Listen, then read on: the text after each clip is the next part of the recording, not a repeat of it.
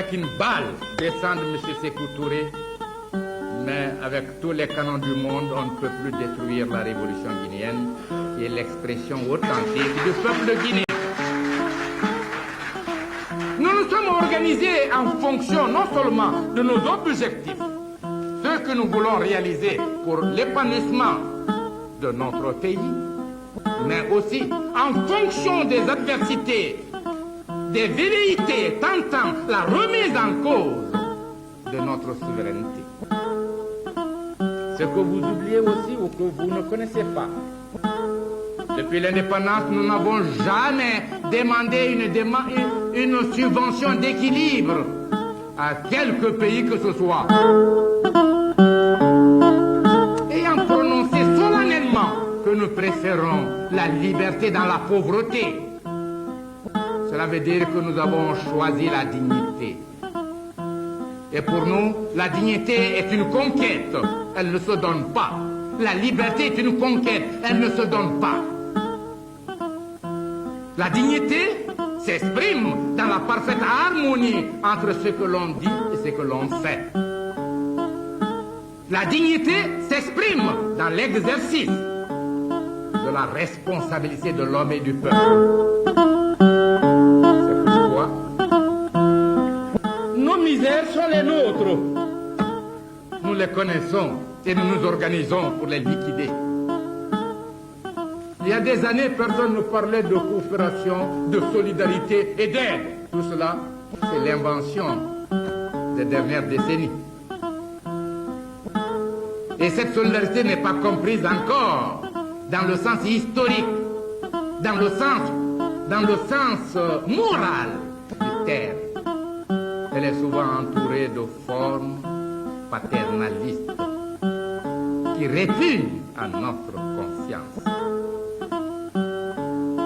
C'est pourquoi jamais nous ne demanderons à un pays de venir résoudre nos problèmes, puisque nous n'avons pas été résoudre les problèmes de ce pays-là. La vie ne posera aucun problème à un peuple sans que le peuple, s'il est conscient, travailleur et déterminé, ne soit capable de réduire. Les difficultés sont bonnes pour accélérer la vie. Et chaque peuple, pleinement responsable de sa vie, peut bien planifier l'acte de réduction de tout ce qui peut être considéré comme entrave à son épanouissement intégral. Nous avons donc un sens aigu de responsabilité. Nous ne sommes pas chauvins. Le chauvinisme, je m'excuse de l'expression, c'est une bêtise. Une forme d'ignorance. Car le monde est interdépendant. Et surtout actuellement, l'on se rend compte avec le progrès de la science, de la technique, de la technologie, que le monde devient petit, petit et petit. Il n'est grand, je le répète encore, que pour ceux qui regardent en arrière, refusent de voir l'avenir. Mais la vie des peuples est aussi un choix entre le regard en arrière, en vivant le passé dans le présent, ou en regardant l'avenir et en vivant par anticipation l'avenir dans le présent. En termes philosophiques, le présent n'existe pas. Le passé est en juxtaposition avec le futur. Nous avons commencé cette conférence à 1h donnée, elle est déjà passée. Avant que je ne commence une phrase et la terminer, j'ai passé d'une minute à une autre.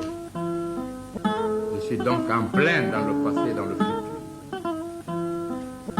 D'où il faut tenir compte de la relativité des choses, du mouvement qui marque toutes les choses, et aussi du caractère unitaire des choses. Ce caractère n'est perceptible que par la conscience et à l'issue d'une analyse.